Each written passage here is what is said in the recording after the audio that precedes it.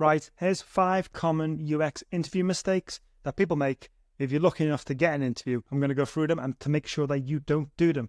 So the first one is lack of company preparation. So this is really important. When it's really hard to get an interview, so whenever you get through to an interview, make sure that you thoroughly research the company and the specific product if it's mentioned in the job description that you're going to be designing for. That way you can ask interesting questions to the person who's hiring you. You've probably gone above and beyond the other people who are applying, because you need to put your all into this interview, because it's super hard to get a job in today's industry. So make sure that you go on ChatGPT, you go on Google, you go on Perplexity, which is another tool that you can use to pull in information about the company, about the product. Even use the chat feature on ChatGPT to talk to the actual voice about the product and learn as much as you can. Make sure that you nail this point. So the second one is failing to tell a story. So the key thing about UX case studies is they actually tell a story. It's not just a nice visual at the end. You tell a story about what problem you're trying to solve, what problems your users had. You try and tell it all together to make it fit into a cohesive story. Normally they'll ask you to tell you about a product that you've been working on. So make sure you introduce the product, make sure you introduce the problem, then introduce where you came in, how you solved that problem, then the output, and then maybe some testing. Make sure it goes in order throughout the whole UX process.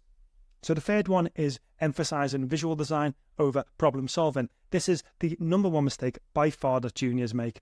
People go onto Figma, think UX design is all about making fancy visuals, but in reality, I know after doing this for so long, that, to be honest, simple designs always beat complex designs when it comes to analytics, because I look at them all day, and I came from a graphic design background, so I've learned that. So definitely, when you're in your interview, make sure that you mention that you're solving a problem and that you've presented the simplest solution to that problem, because businesses are all about solving problems and generating revenue. That's all they care about. They do not care about your fancy visual design.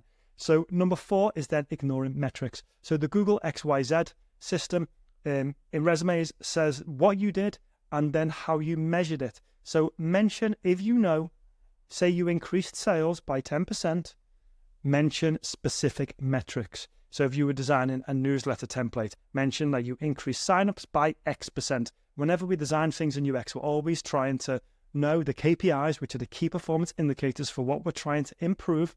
So make sure you mention specific percentages in the interview. Even if you don't know how much you increased it by, if you knew that it was used by over 500 people, mention specific numbers. It makes it sound realistic. And also, numbers that aren't whole numbers sound even more realistic. It was used by 502 people, sound better than 500.